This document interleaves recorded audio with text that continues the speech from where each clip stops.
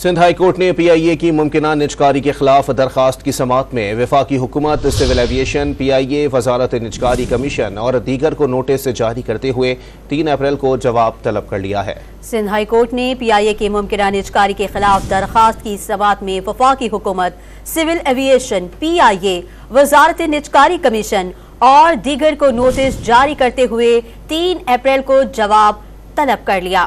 मज़ीद तफसीलात जानते हैं डॉन न्यूज़ के नुमाइंदे शफी बलोच से।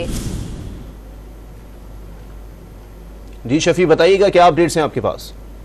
हाँ जी, PIA की मुमकिन निजकारी के खिलाफ जो है वो सिंध हाई कोर्ट में आज दरख्वास्त दायर की गई और अदालत ने इब्तदाई दलील सुनने के बाद वफाकी हुकूमत, सिविल एविएशन, PIA, वजारत निजकारी कमीशन समेत दीगर फरीकैन को जो है वो 3 अप्रैल तक के लिए नोटिस जारी कर दिए हैं और अदालत ने PIA को मुमकिन निजकारी से मुतालिक जो है वफाकी हुकूमत से वजाहत भी तलब की है।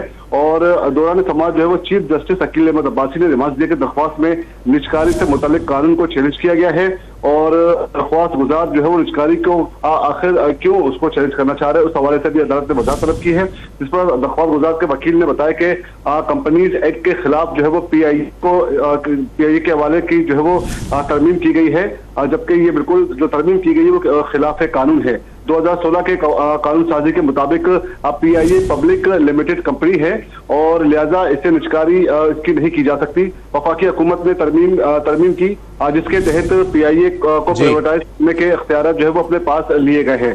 बुनियादी तौर पर जो है वो मज़कूरा तरमीम कंपनीज एक्ट से जो है वो। ठीक है, बहुत शुक्रिया शफी बलोच अपडेट करने के लिए।